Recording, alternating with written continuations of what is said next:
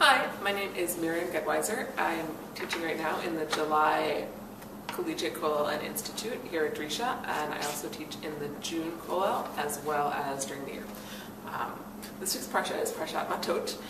It can be a difficult Parsha from a contemporary perspective in certain respects. The Parsha begins with a short passage on the laws of vows, focusing on the powers of fathers and husbands to undo the vows of their daughters and wives. Then it moves on to an extensive passage about the war with Midian, which is an offensive war that is explicitly non-territorial. Some people might even say that one of the reasons that the Midianites are viewed as particularly heinous is that they attacked Bnei Israel and attempted to destroy them, even though the Midianites' land was not at stake. In any case, this war is styled as one of vengeance, of settling scores from the desert before moving on into Eretz Israel. And finally, the Parsha ends with a request from 2.5 tribes to stay in what's called Eber HaYarden, which is land that was conquered by Bnei Israel on the east side of the Jordan River in Parshat Matot. I want to focus on a series of midrashim about the relationship between the war with Midian and Moshe himself.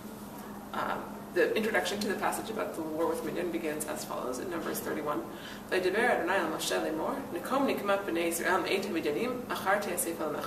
The Lord spoke to Moses, saying, "Avenge the children of Israel. Afterwards shalt thou be gathered unto thy people, or you will die." So verse 2 makes this explicit connection. Do this, conduct this war, then die. Why? The Midrash assumes that the direction about dying is actually part of God's command, right? Not only is God commanding Moshe that he's not saying do this before you die, because you're about to die, so you better get it done. He's actually saying that there's an order, right? When you do this, then you will die. The Midrash Tanchuma, with a parallel in Midrash Rabbah, puts this as follows: Amar Rabbi Yehuda, Ilu ratza Moshe l'chiyot kama shanim hayachai shetala Hakadosh Baruch Hu mitato achar nikmat Midian.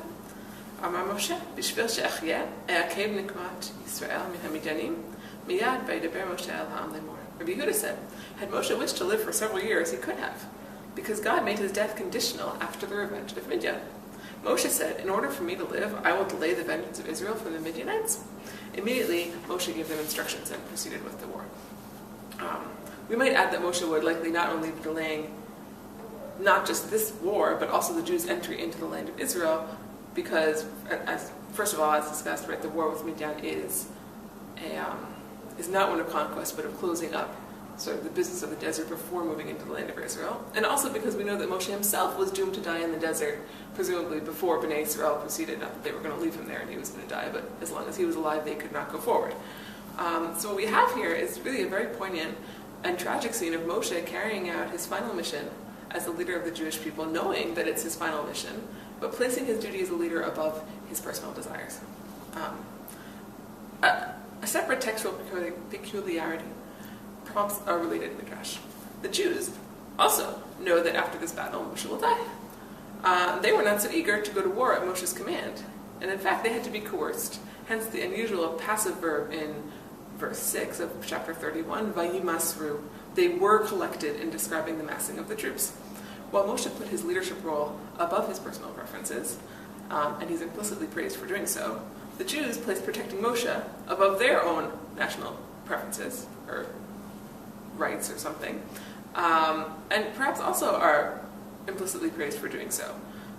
One message may be that perhaps just because it would be selfish for one person to demand something for themselves doesn't mean that others should also not attempt to help that person in the same way. A related theme comes out of a third midrash in the same passage. So far we've seen that God calls Moshe to action, that Moshe responds with alacrity despite knowing that he's hastening his own death, but that the Jews are willing, and perhaps even too willing, to defer their own national goals for Moshe's sake. The Midrash, having cast Moshe as eager to get to war, notes that it's strange that he does not then in fact lead the people himself when the war comes. Rather, in verse 6, he sends them out apparently without himself in the lead. According to the Midrash, Hakadosh Baruch Hu amar Moshe, Nikom ba'atzmecha, v'hu shalach la'achirim, ela al yedei shenitgadel b'midyan, amar eino kedim she'ani metzar l'mi sha'asa li tova. God said to Moshe, you take this vengeance, but he sent others. Rather, it is because Moshe himself came up in Midian, he said, it's not right that I would be the one to trouble them. trouble the one who has done me, who's given me some benefit. Right? Well, Moshe had no hesitancy in carrying out his divine command here, despite the personal cost. He did pull back for another reason, which is that he who had come up in Midian after fleeing Egypt, that's where he met his wife, his father-in-law is some sort of a Kohen Midian, he did not want to be the one to later attack them. Whatever the justice of Israel attacking Midian in revenge, which is a huge and painful topic that I really can't do justice to here, Moshe's personal connection legitimates his step back even from this divinely mandated harm. The Midrash gives an analogy. Hamashal omer be'er sheshatita mimenu mayim al tizrok bo even. The saying goes, a well that you drink from, don't throw a stone in it. A similar saying appears in Bava Kama, 92a, also regarding a national enemy of the Jewish people, as follows. Menah hamilta da'amar insha, bira deshatit mina lo tishte be'ikala. Rabbah asked Rav Mari, what is the source of the popular saying, a pit that you have drunk from, do not throw a clod in it? A clod makes a little more sense than stone because it's going to ruin the water, which is an Aramaic version of the same saying we have in our Midrash. Amar le dichtiv lo tita'ev adomi ki yachichahu, lo tita'ev mitzri ki ger hayiti beretzo. Rav Mari says, what's the source for this popular saying? And as it is written, thou shalt not abhor an Edomite, for he is thy brother. Thou shalt not abhor an Egyptian, because thou wast a stranger in his land. Right? The Egyptians, notwithstanding their terrible treatment of the Jews, were still our hosts, and we should therefore treat them with some extra degree of respect. So, we see, so far, Moshe did not hesitate to attack Midian, even in order to literally keep himself alive, but he did pull back so as not to slight the culture that helped him personally, notwithstanding its later attacks against the Jews as a whole. And even more shockingly, the Egyptians continued to deserve some sort of hakarat hatov from us, some sort of gratitude. What are we to make of this? Perhaps we can say part of what we see in these midrashim is an exhortation to leaders, on the one hand, to subordinate selfish interests to their leadership role, but on the other hand, to leaders and to all of us not to forget personal virtues, even in trying times. Shabbat shalom.